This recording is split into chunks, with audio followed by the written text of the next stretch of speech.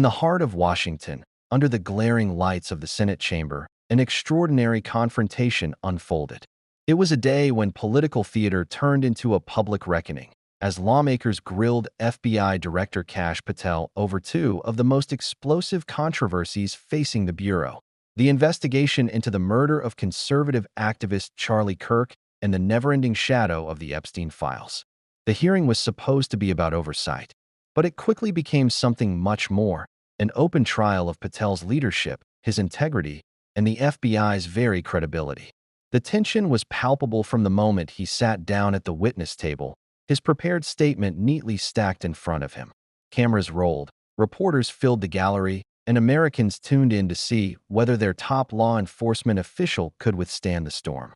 But the storm had a name, and it was Jasmine Crockett. The Democratic Congresswoman from Texas, known for her sharp, questioning, and no-nonsense demeanor, wasted no time turning the hearing into a cross-examination. "Director Patel," she began, her tone calm but laced with steel, "the American people are watching. And what they want, what they demand, are answers. Clear, direct answers. Not evasions, not legalese. So let's start with the murder of Charlie Kirk."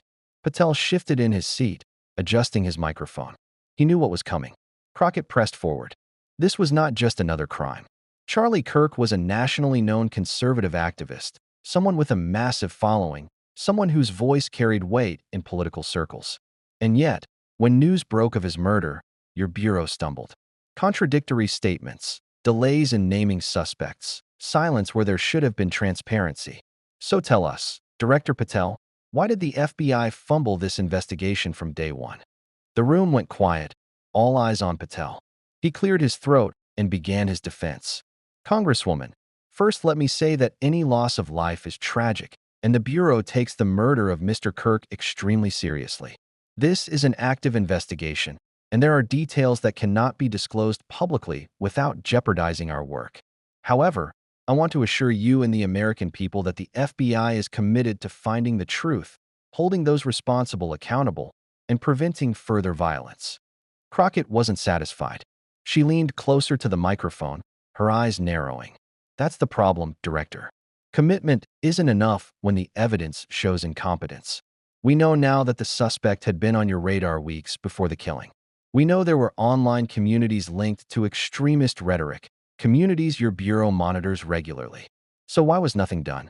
Why did a man you were already watching manage to carry out this crime?" Patel straightened his back, clearly bracing himself. "Congresswoman, I cannot discuss specific individuals in an open setting.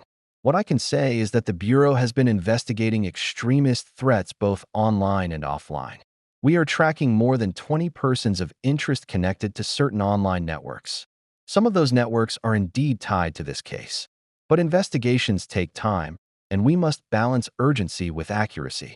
Acting prematurely can compromise prosecutions." Crockett shook her head. "With all due respect, Director, Charlie Kirk is dead. Accuracy without urgency means nothing to his family, or to the millions of Americans who now wonder if political violence is going unchecked. And here's what troubles me most: your public statements. On the night of the arrest, you said the suspect was in custody when in fact, law enforcement had not yet formally detained him. Why the misinformation? Why tell the American people something that wasn't true?" A murmur ran through the chamber. It was one of the most glaring missteps of Patel's short tenure as director. Patel's jaw tightened. "Congresswoman, in fast-moving cases, preliminary reports sometimes turn out to be inaccurate. As soon as we realized the discrepancy, we corrected the record. I take responsibility for that miscommunication, and I regret any confusion it caused." But Crockett wasn't letting go. "Confusion? Director, this isn't about confusion. This is about credibility. If the FBI cannot give straight answers in a moment of crisis, then why should the public trust you now? Why should they believe you when you say you're investigating this case fully, when you already misled them once?" The tension was electric. Senators shifted in their seats. Patel dabbed his forehead with a handkerchief. For the first time in the hearing, he looked cornered. Crockett pressed even harder, raising the stakes. "And let's connect the dots here. Because this isn't just about Charlie Kirk. It's about a pattern of delays, half-truths, and cover-ups.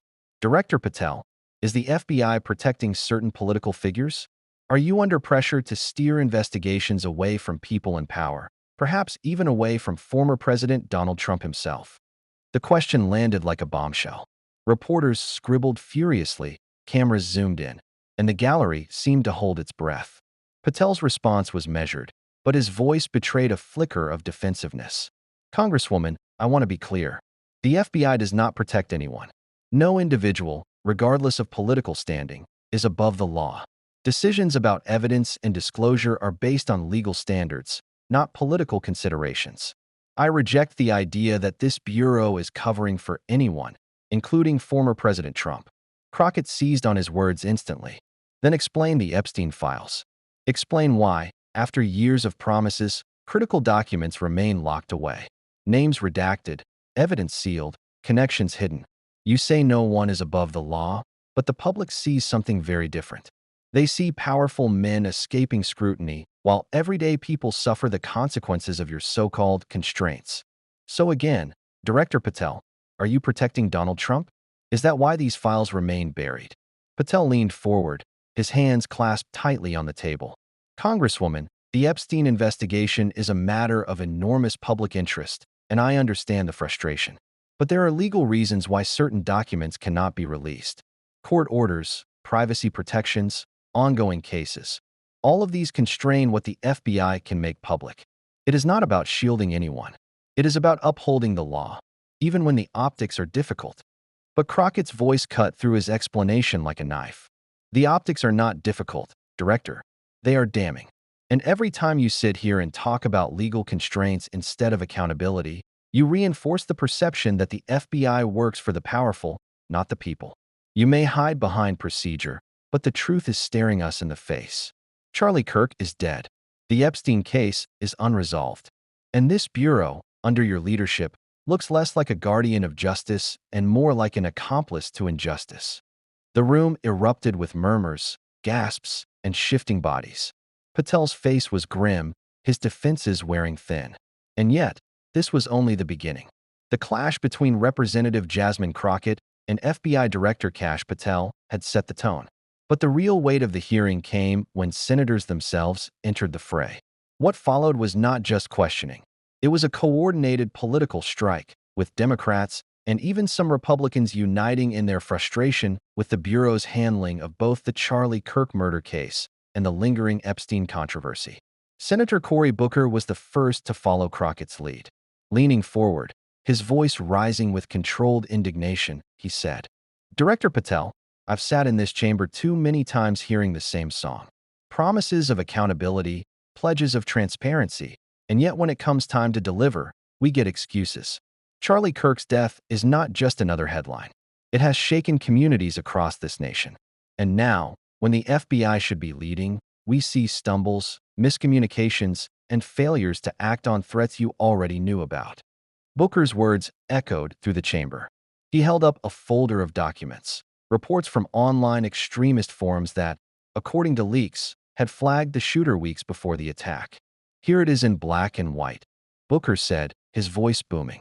Posts calling for violence, posts naming public figures as targets, posts that the Bureau itself had flagged internally. And yet no intervention, no disruption, no protection for someone like Charlie Kirk. How do you justify that failure, Director? Patel's reply was clipped, defensive. Senator, with respect, the FBI receives thousands of online threat reports every single day. We prioritize based on severity, credibility, and available resources. Unfortunately, not every case can be acted upon preemptively. This was a tragic event, and yes, it reveals the challenges we face. But to suggest negligence or intentional oversight is unfair. Booker slammed his hand on the table. Unfair? Tell that to the family mourning Charlie Kirk. Tell that to a nation that watched a preventable murder unfold. You had the intelligence, Director Patel. What you lacked was the will to act. The gallery erupted again with murmurs and whispers. Patel looked visibly shaken, but the assault didn't stop there. Next came Senator Adam Schiff, a man long known for his sharp prosecutorial style. Schiff didn't raise his voice. Instead, he wielded silence, letting long pauses sharpen every word. Director Patel, Schiff began slowly. You've told us the Bureau doesn't protect anyone. that the law applies equally. Yet here we sit,